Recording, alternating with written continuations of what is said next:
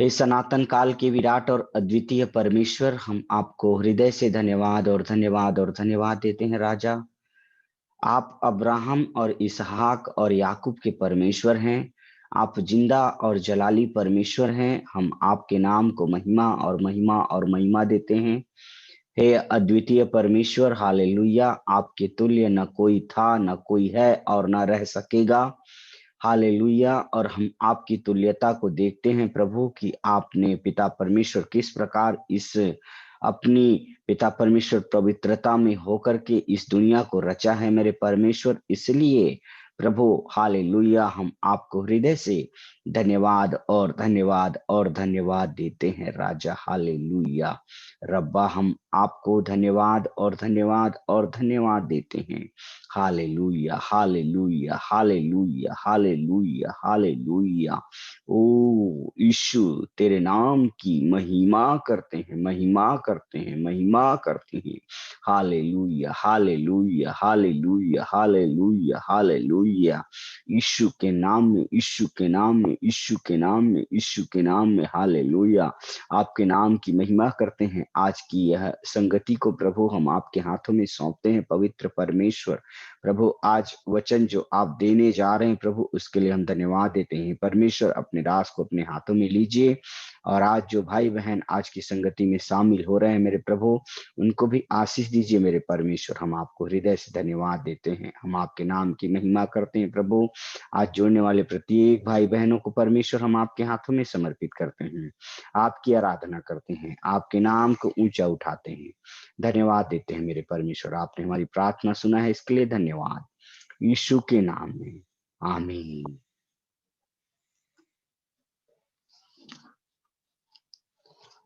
Okay, आप सबों को हमारे उद्धारकर्ता प्रभु यीशु मसीह के नाम में जय मसीह की।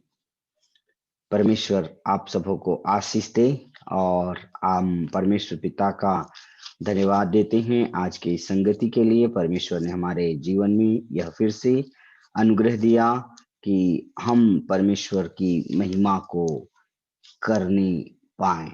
आमीन। आइए हम एक वचन निकालेंगे जो हमें मिलता है इब्रानी की किताब। इब्रानियों की किताब सभी लोग निकालिएगा। नए नियम में इब्रानी की किताब पाया जाता है और उसका हम निकालेंगे 12वां अध्याय। इब्रानियों की किताब में से 12वां अध्याय और उसका मैं आप सबके लिए पढ़ रहा हूं 14 पद। सबसे मेल मिलाप रखो और उस पवित्रता के खोजी हो जिसके बिना कोई प्रभु को कदापि न देखेगा। एक बार फिर से मैं पढ़ रहा हूं। सबसे मेल मिलाप रखो और उस पवित्रता के खोजी हो जिसके बिना कोई प्रभु को कदापि न देखेगा। परमेश्वर अपने वचन को पढ़े और सुने जाने के द्वारा हम सबों को आशीष दे। आमीन। तो इब्रानी के पत्री को लिखने वाला परमेश्वर का दास पवित्र आत्मा में होकर के हमको कुछ बातों को सिखा रहा है यहाँ पर। और क्या सिखा रहा है मेरे प्रियो, हमको ध्यान दीजिएगा। वह हमको यह सिखा रहा है कि सबसे मेल मिलाप रखो, पहली बात। और दूसरा, उस पवित्रता के खोजी हो, उस पवित्रता के खोजी हो जिसके बगैर कोई प्रभु को कदापि ना देखेगा।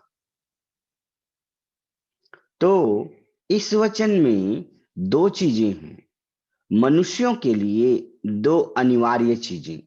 पहला, सबसे मेल मिलाप रखना। सबसे मेल मिलाप रखना पहला चीज। और दूसरा चीज है, वह है पवित्रता को खोजना। पवित्रता को खोजना। हालेलुया। पवित्रता को खोजना मेरे प्रियो। और कौन सी पवित्रता को खोजना? उस पवित्रता को खोजना जिसके बगैर हम परमेश्वर को कदापि न देख पाएंगे। तो पहली बात जो मैं अब आपको बताना चाहता हूं पवित्रता के बारे में, वह है कि हमारे जीवन में यदि पवित्रता नहीं है तो हम परमेश्वर को नहीं देख सकते। आमीन। बिना पवित्रता के कोई भी मनुष्य परमेश्वर को नहीं देख सकता। क्योंकि क्योंकि ध्यान दीजिएगा, बाइबल कहती है पवित्रता हमें परमेश्वर को देखने के लिए सहायता प्रदान करती है। अब एक उदाहरण मैं बताना चाहता हूं। मनुष्य के जीवन में विटामिन और मिनरल्स की कमी के कारण आंखों में कमजोरी आ जाती है, या कुछ आंखों में खराबी होने के कारण, मोतियाबिंद आने के कारण, या रेटिना खराब होने के कारण, पर्दा खराब होने के कारण मनुष्यों को निकट या दूर दृष्टि दोष हो जाता है। और जब मनुष्यों को निकट या दूर दृष्टि दोष हो जाता है तो इस संसार को स्पष्ट रूप से देखने के लिए, पुस्तकों को अच्छे से पढ़ने के लिए, स्पष्ट रूप से अखबार को पढ़ने के लिए, रात में मोटरसाइकिल को किसी भी प्रकार से चलाने में असुविधा ना हो, इसके लिए मनुष्य डॉक्टर के पास जाता है और डॉक्टर के पास जाकर के अपनी आंखों का इलाज करता है। और आंखों का इलाज करवाने के बाद उनको कुछ दवाई लिखा जाता है और साथ ही साथ उनकी आंखों का चेकअप करने के बाद यदि जरूरत पड़ रही है तो एक चश्मा दे दिया जाता है। और यह चश्मा जो डॉक्टर के चेक करने के बाद मनुष्यों के लिए बनाया जाता है, उसी चश्मे को जिनकी आंखें थोड़ी कमजोर हो गई हैं उनके लिए एक सहायता का काम करता है, जो इस संसार को देखने में मदद करता है। हालेलुया। तो इस संसार को देखने के लिए, मोटर गाड़ी चलाने के लिए, घर के काम को करने के लिए, अखबार को पढ़ने के लिए आंखें धुंधली हो गई है तो उसका इलाज करके एक सही माप का चश्मा पहनकर हम उसकी सहायता से इस संसार में की वस्तु को और सब चीजों को हम स्पष्ट रूप से फिर से देखने पाते। तो चश्मे की जरूरत क्यों पड़ी मनुष्य को? क्योंकि मनुष्य की आंखें धुंधली हो गई थी। मनुष्य की आंखें धुंधली हो गई थी, इस कारण से मनुष्यों को चश्मा की जरूरत पड़ी। ठीक इसी प्रकार से जैसे मनुष्य की आंखें धुंधली होने से चश्मा पहनकर वह फिर से इस संसार को अच्छी रीति से देख पाता है, वैसे ही हम अपने आत्मिक जीवन में, मसीही जीवन में पवित्रता को धारण कर लेना है, पवित्रता को खोजकर धारण कर लेना है। और यही पवित्रता जिसे हम धारण करेंगे मुझे और आपको परमेश्वर को देखने में सहायता और मदद करेगा। बगैर हम पवित्रता के परमेश्वर को नहीं देख सकते। इसलिए हमको पवित्रता को खोजना है। कहां है पवित्रता? कहां पे है पवित्रता? आज कितने लोग ऐसे हैं जो कहते हैं कि मैं पवित्रता को खोजना चाहता हूं, या कितने भाई बहन ऐसे हैं जो पवित्रता को खोजते हैं। हमको पवित्रता को खोजना है मेरे प्रियो, खोजना है, खोजना है। Hallelujah, hallelujah. तो एक चीज ध्यान दीजिएगा, यूहन्ना की किताब में हम क्या पाते हैं? चलिए यूहन्ना की किताब और उसका 6वां अध्याय हम निकालेंगे। यूहन्ना की किताब और उसका 6वां अध्याय।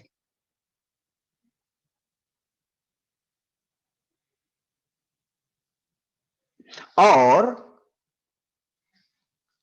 उसका 25 पद से मैं पढ़ रहा हूं। झील के पार जब वे उनसे मिले तो कहा, हे रब्बी, तू यहां कब आया? यीशु ने उत्तर दिया, मैं तुमसे सच सच कहता हूं, तुम मुझे इसीलिए नहीं ढूंढते हो कि तुमने आश्चर्य कर्म देखे, परंतु इसलिए कि तुम रोटी खाकर तृप्त हो गए। नाशवान भोजन के लिए परिश्रम न करो, परंतु उस भोजन के लिए जो अनंत जीवन तक ठहरता है, जिसे मनुष्य का पुत्र तुम्हें देगा, क्योंकि पिता अर्थात परमेश्वर ने उसी पर छाप लगाई है। हम्म। तो ध्यान दीजिएगा, प्रभु यीशु मसीह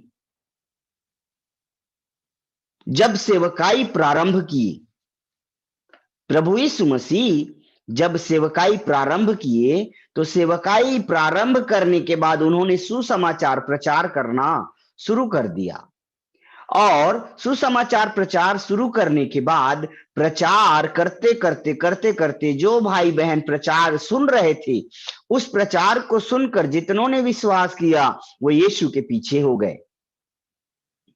और यीशु के पीछे होने वालों ने कईयों ने बपतिस्मा लिया, और बपतिस्मा लेने के बाद संगति करने, रोटी तोड़ने में सहभागी होना है, ऐसा वचन में लिखा है। ऐसा ही ध्यान दीजिए, यीशु मसीह के साथ पीछे हो गए, यीशु मसीह के पीछे चलने लगे। जैसे पतरस और अंद्रियास, याकूब और यूहन्ना जैसे परमेश्वर के प्रिय दास यीशु के पीछे हो गए ना, वैसे ही ध्यान दीजिएगा, जब यीशु मसीह ने सेवकाई प्रारंभ किया तो बहुत सारे लोग यीशु के पीछे हो गए। तब यीशु मसीह उपदेश देने लगे, लोगों को शिक्षा देने लगे, सिखाने लगे। हाँ, ध्यान दीजिए, यीशु के पीछे होने वालों को शिक्षा मिलना बहुत अनिवार्य है, क्योंकि शिक्षा के बगैर मनुष्य नाश हो जाता है। तो यीशु मसीह ने भीड़ को, अर्थात जो उसके पीछे होली थी, उनको उन्होंने शिक्षा देना प्रारंभ किया, जिसको पहाड़ी उपदेश के नाम से जाना जाता है। और लगातार चेलों को वो शिक्षा देते रहे, देते रहे, देते रहे। और एक समय की बात है कि 3 दिन तक लगातार यीशु मसीह अपने चेलों को और जो उनके पीछे हो गए थे उनको शिक्षा देते रहे, देते रहे, देते रहे, आत्मिक भोजन देते रहे, देते रहे। अब 3 दिन के बाद जब वो जाने लगे तो उनको भूख लगी, और चेलों ने कहा, प्रभु देखो जगह सुनसान है और उनको भोजन की जरूरत है, उनको भोजन दीजिए प्रभु, यहां कुछ खाने को नहीं है, इनके लिए प्रबंध कीजिए, लोग भूखे हैं। तब प्रभु ने कहा, ठीक है, जाओ देखो किसी के पास कुछ है तो बताओ मुझे। तब अंद्रियास नाम का चेला जो है जाते हैं, और बच्चों के पास जाने के समय उसको 5 रोटी और 2 मछली मिलती है। अंद्रियास ने प्रभु के पास आके कहा, हे प्रभु, इस 5 रोटी और 2 मछली से आप कुछ कर पाएंगे? उसने कहा, तुमने संदेह करके लाया है या विश्वास करके लाया है मैं नहीं जानता, लेकिन जरूर दो उसे मेरे हाथ में, मैं जरूर परमेश्वर से प्रार्थना करके कुछ कर सकता हूं। तब 5 रोटी और 2 मछली को प्रभु यीशु मसीह ने अपने हाथ में लिया और अपने हाथ में लेकर के उसको धन्यवाद किया। मेरे प्रियो, हम यहाँ पे यह सीखते हैं कि जो हमारे हाथ में है उसके लिए हमको परमेश्वर को धन्यवाद देना है। आपके हाथ में क्या है? बटुआ है, उसके लिए परमेश्वर को धन्यवाद देना है। घर है उसके लिए परमेश्वर को धन्यवाद देना है, बेटे और बेटियां हैं उसके लिए परमेश्वर को धन्यवाद देना है, अच्छी नौकरी है उसके लिए परमेश्वर को धन्यवाद देना है, सेवा है उसके लिए परमेश्वर को धन्यवाद देना है। क्योंकि जो धन्यवाद देता है परमेश्वर को, वह परमेश्वर से उस धन्यवाद की वस्तु में आशीष पाता है। हालेलुया। फिर से सुनिएगा, जो धन्यवाद देते हैं और अपने हाथों की वस्तु में जो रखी हुई होती हैं उसके लिए हम धन्यवाद देते हैं, तो हम स्वर्गीय पिता की ओर से उन वस्तु में आशीष पाते हैं। अब यीशु मसीह के हाथों में 5 रोटी और 2 मछली है, और स्वर्गीय पिता की ओर देख करके यीशु मसीह ने कहा, धन्यवाद प्रभु, मेरे सामने 5,000 पुरुष हैं, उनकी पत्नियां और बच्चे हैं, और मेरे हाथों में आपके सामने 5 रोटी और 2 मछली है। मैं इसके लिए धन्यवाद देता हूं, आप कुछ उपाय करेंगे क्या? तब परमेश्वर ने जरूर उस रोटी पर आशीष दी, क्योंकि उसका पुत्र यीशु प्रार्थना कर रहा था, धन्यवाद दे रहा था। तब ध्यान दीजिएगा, तब यीशु मसीह ने उस रोटी पर आशीष मांगकर उसे तोड़ना प्रारंभ किया, क्योंकि परमेश्वर ने पहले ही उसमें आशीष दे दी थी, और तोड़ी तोड़ी तोड़ी और तोड़ते गए, और चेलों को कहा, देखो मेरे पीछे में जो भीड़ चल रही थी ना, उनको लाइन से बिठा दो और इसको बांटना प्रारंभ करो। 12 चेले के हाथ में वो 5 रोटी तोड़ तोड़कर देते गए, और जब वो रोटी तोड़कर देते गए तो लोगों को बांटते गए, लाइन से बैठे हुए लोगों को बांटते गए, और लोग खाते गए, रोटी खा रहे, मछली खा रहे, ये तो खत्म होने का नाम ही नहीं ले रहा है। और जब उसे खत्म होने का नाम ही नहीं ले रहा है, अब देखिए क्या हुआ, लोग खा के तृप्त हो गए। हाँ मेरे प्रियो, जो यीशु भोजन खिलाता है उससे हमें तृप्त होते हैं हम, उससे हमको संतुष्टि मिलती है, और जो मनुष्य भोजन खिलाते हैं उससे हमको भूख बढ़ता है। यीशु जो भोजन खिलाता है उसे हमको संतुष्टि मिलती है, और मनुष्य जो भोजन खिलाते हैं उसे हमको भूख बढ़ती है। आप जाइएगा गुपचुप ठेले के पास, और मनुष्य आपको गुपचुप खिलाएंगे, लाओ भाई 10 का गुपचुप खिला दो, 5 गुपचुप खिलाएंगे। 5 गुपचुप खाने के बाद ऐसा होगा, और खा लेते और खा लेते और खा लेते। हालेलुया। लेकिन जो भोजन यीशु खिलाता है, हम थोड़ा सा ही खाने के समय हमको संतुष्टि मिल जाती है। मेरे प्रियो, हम प्रतिदिन मसीह के द्वारा भोजन प्राप्त करना है अपने आत्मिक जीवन में, और भीड़ और चेले रोटी और मछली जो यीशु तोड़ कर दे रहा था उसको खाकर तृप्त हो गए, और बाइबल कहती 12 टोकरियां भर करके उठाई उन्होंने, जो बच गया था उसको। और उसके बाद ध्यान दीजिएगा, जब उस रोटी को भर करके उन्होंने उठाई, तब यीशु बोले, अब जाओ अपने अपने पास, हम झील के उस पार जाते हैं। आप अपने अपने घर जाओ और हम अपने काम से दूसरे जगह जाते हैं। तब भीड़ अपनी जगह चली गई और यीशु झील के उस पार चले गए। तब यीशु को ढूंढते ढूंढते चेले झील के उस पार पहुंचकर यीशु मसीह के पास आए, और यीशु मसीह के पास झील के उस पार जाकर मिले। तब प्रभु को कहते हैं, हे प्रभु, ये झील के इस पार आप कब आए, हमको तो नहीं पता।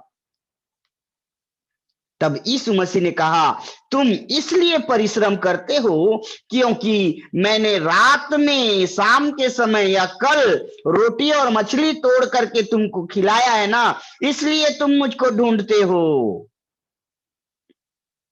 नाशवान भोजन के लिए तुम मुझको ढूंढते हो, परंतु उस भोजन के लिए नहीं ढूंढते जो अनंत जीवन तक ठहरेगा। आज हम भी तो प्रभु को किस लिए ढूंढ रहे हैं? आशीष पाने के लिए, चंगाई पाने के लिए, उद्धार पाने के लिए, सामर्थ्य पाने के लिए हम प्रभु को ढूंढते हैं। हम ढूंढते हैं क्या? परमेश्वर की पवित्रता को खोजने के लिए। यीशु कैसा है उसको देखने के लिए ढूंढते हैं क्या? यदि हम उसको ऐसा नहीं ढूंढते तो हमें ढूंढने की जरूरत है अपने प्रभु को। हमको पवित्रता को खोजने की जरूरत है मेरे प्रियो। हालेलुया।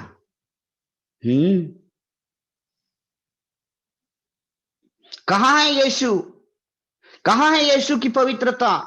मेरे जीवन में यीशु की पवित्रता है क्या? कोई मुझे यीशु की पवित्रता के बारे में बताएगा क्या? मैं कैसे उस पवित्रता को पा सकता हूं? मेरा जीवन कैसे यीशु के समान हो सकता है? क्या हम आज इसे ढूंढते हैं मेरे प्रियो? नहीं। यदि हम इसे नहीं ढूंढते तो हमको ढूंढना है, हमको पवित्रता को खोजना है। परमेश्वर हमको कहता है कि तुम पवित्रता को खोजो, क्योंकि तुम नहीं खोजोगे ना पवित्रता को तो नाश हो जाओगी। हाँ, पाप तुमको नाश कर देगा पवित्रता तुम्हारे जीवन में नहीं रहने से। और ध्यान दीजिए, इस पवित्रता के बगैर हम परमेश्वर को देख भी नहीं पाते,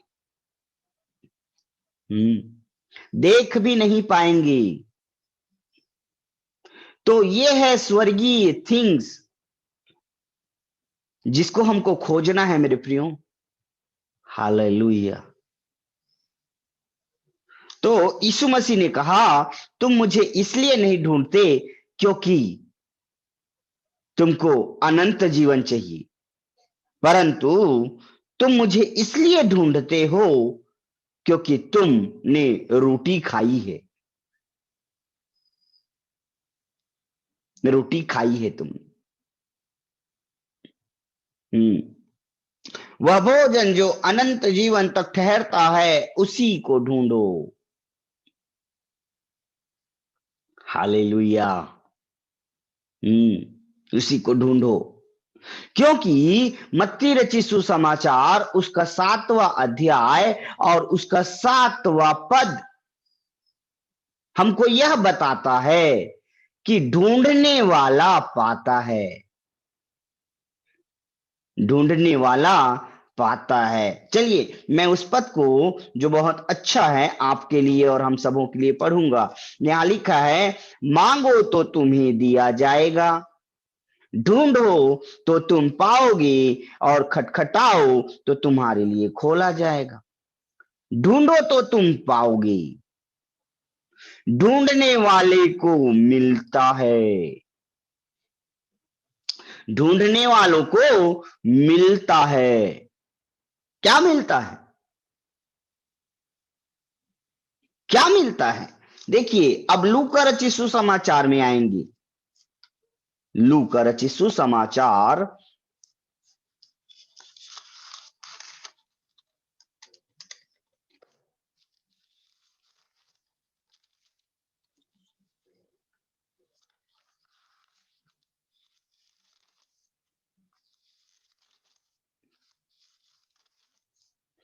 और उसका हम देखेंगे। एक मिनट हमें निकाल लेने दीजिए।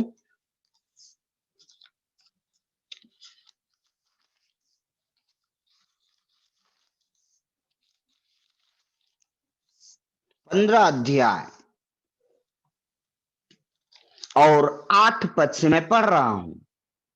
15 अध्याय का 8 पद से यहां ऐसा लिखा है, या कौन ऐसी स्त्री होगी जिसके पास 10 सिक्के हों और उनमें से एक खो जाए तो वह दिया जलाकर और घर पर झाड़ बुहार कर जब तक मिल ना जाए जी लगाकर खोजती न रहे, और जब मिल जाता है तो वह अपनी सखियों और पड़ोसियों को इकट्ठा करके कहती है, मेरे साथ आनंद करो क्योंकि मेरा खोया हुआ सिक्का मिल गया है।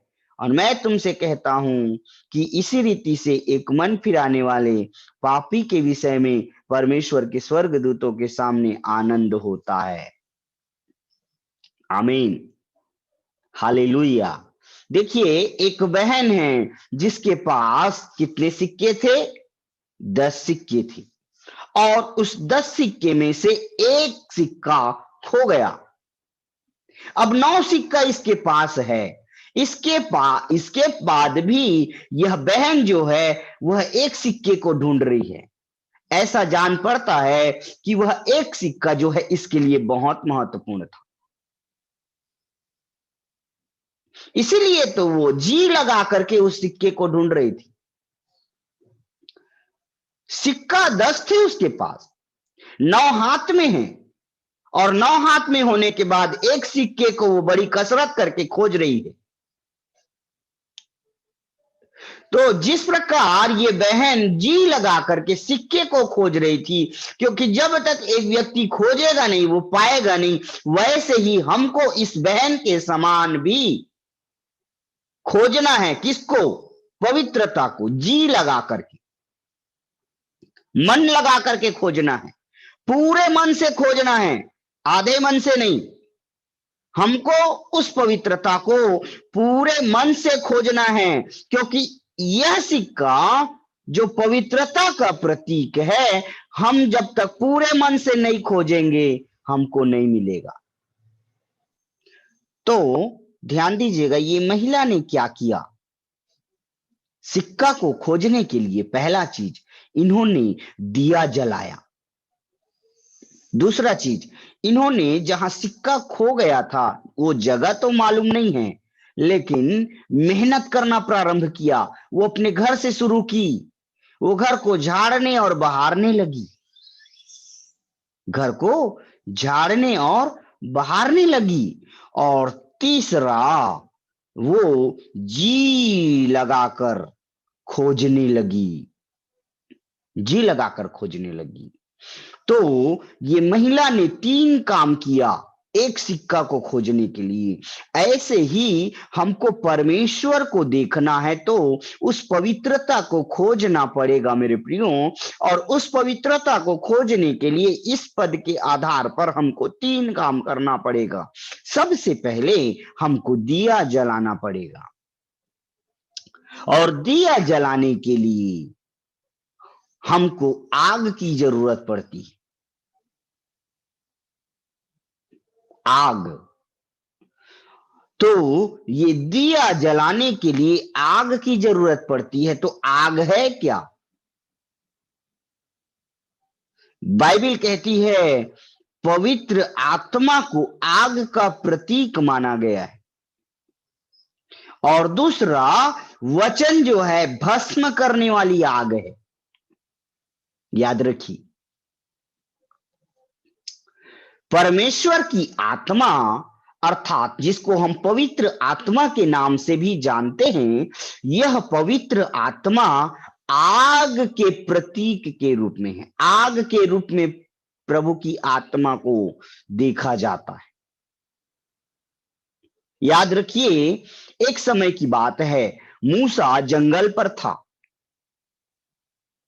और जंगल में जब वो था तो उन्होंने देखा कि एक झाड़ी अपने आप जल रही है, बिना किसी आग के जल गई झट से।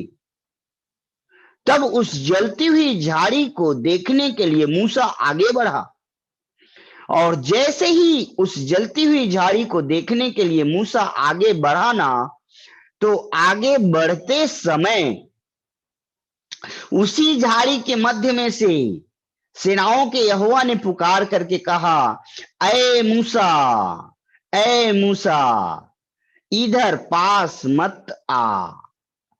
पास आने से पहले तेरे पांव में जो जूती है उसको तू उतार दे, क्योंकि जो जगह तू खड़ा है ना, वो जगह आग के उपस्थित होने के कारण, सेनाओं के यहोवा की उपस्थिति के कारण वो जगह पवित्र है, और तेरा पांव और तेरा जूता होने के कारण अपवित्र है। इसलिए तू जूता को उतार दे और उस पवित्र जगह में आने का हिम्मत कर। तो इसका मतलब हम यहाँ पे देखते हैं कि अपवित्रता परमेश्वर की उपस्थिति में आने के लिए हमको रुकावट का कारण है। और आग जो है मना कर रहा है, पर आग रूपी परमेश्वर मना कर रहा है कि तू अपवित्रता को निकाल, चप्पल को निकाल, जूते को निकाल, उसके बाद मेरे पास आ। तो आग जो है परमेश्वर की आत्मा का प्रतीक है, और हमको दिया जलाना है तो हमको आग की जरूरत पड़ती है। बुझे हुए दिए से हम पवित्रता को नहीं खोज सकते। हमको दिया जलाना पड़ेगा। कौन सा दिया जिससे हम पवित्रता को खोजेंगे? वह है शरीर का दिया। बाइबल कहती है शरीर का दिया आंख है, और यदि तेरी आंख निर्मल है तो सारा शरीर भी उजियाला होगा, और यदि तेरी आंख बुरी है, अपवित्र है, तो सारा शरीर अंधियारा हो जाएगा। तो ध्यान दीजिए, हमको जो दो आंखें परमेश्वर के द्वारा मिली हैं, इसे ज्योतिर्मय करना है, तो हमको पवित्र आत्मा की जरूरत है, और पवित्र आत्मा के द्वारा ही हम परमेश्वर की आग के द्वारा ही हम इस दिए को जला सकते हैं। पवित्र आत्मा ही हमारे इस शरीर के आत्मिक आंखों को जला सकता है, जो अभी सुसमाचार के नहीं होने के कारण बुझा हुआ है, अविश्वास के होने के कारण बुझा हुआ है। इस दिया को यदि जलाना है तो हमें आज कहना पड़ेगा परमेश्वर की आत्मा से प्रार्थना के द्वारा कि हे प्रभु, मेरे आत्मिक आंखों को जो बुझी हुई है सुसमाचार के नहीं होने के कारण, इसको आप जला दीजिए, ताकि मैं प्रभु आपकी मैं प्रभु आपकी उस आग के द्वारा अपनी आंखों को ज्योतिर्मय करके उस पवित्रता को खोजने के लिए प्रयास कर पाऊं। आमीन। तो आज पवित्रता को खोजने के लिए सबसे अनिवार्य चीजों में एक चीज है कि हम जो हैं दिया जलाएं, और दिया जलाने के लिए हमको जरूरत पड़ेगा पवित्र आत्मा रूपी आग की। आमीन। इसलिए आज हम प्रार्थना करें इस सुबह के सेशन में कि प्रभु हमको ध्यान दीजिएगा, पवित्र आत्मा के द्वारा बुझे हुए दिए को जलाने के लिए अपनी आत्मा दे, कि हम इस आंख से, ज्योतिर्मय आंख से प्रभु की पवित्रता को खोज पाए। परमेश्वर अपने वचन के पढ़े और सुने जाने के द्वारा हम सबों को आशीष दे। आइए दुआ करें। परमेश्वर पिता, हम धन्यवाद देते हैं, आज हमने देखा मेरे परमेश्वर की उस पवित्रता के द्वारा कोई भी उस पवित्रता के बगैर कोई भी परमेश्वर आपके पवित्रता के बगैर आपको नहीं देख सकता। उस पवित्रता की खोजी हो जिसके बगैर प्रभु को कोई कदापि ना देख सकेगा। हे परमेश्वर, हमने आज इस वचन को मनन करने के लिए थोड़ा सा समय प्रभु आपकी उपस्थिति में बिताए हैं। हे परमेश्वर, हमने देखा कि दिया जो परमेश्वर पिता एक बहन के पास था, उसके द्वारा उसने खोए हुए सिक्के को ढूंढना प्रारंभ किया। प्रभु, हमारे पास भी दिया है जो शरीर का आंख है मेरे परमेश्वर। यदि यह बुझा हुआ है तो, यदि यह बुरी है तो पूरा अंधियारा है मेरे परमेश्वर, और इसके बगैर हम पवित्रता रूपी सिक्का को नहीं खोज सकते। इसलिए प्रभु, हमें दिया जलाना है। हे परमेश्वर, हम आग से ही उस दिया को जो बुझी हुई है जला सकते हैं। यदि ऐसा है मेरे परमेश्वर, तो हमारे आत्मिक दिया को जलाने के लिए अपनी आत्मा का अभिषेक दे मेरे परमेश्वर, अपनी आत्मा की वो आग दे जिससे हम अपने इस बुझे हुए दिए को जलाने पाए। प्रभु, हम आपको महिमा और महिमा और महिमा देते हैं, धन्यवाद देते हैं। यीशु, आपकी आराधना करते हैं, आपके नाम को ऊंचा उठाते हैं, धन्यवाद देते हैं। आपने हमारी प्रार्थना सुना है, इसके लिए धन्यवाद। यीशु के नाम में आमीन।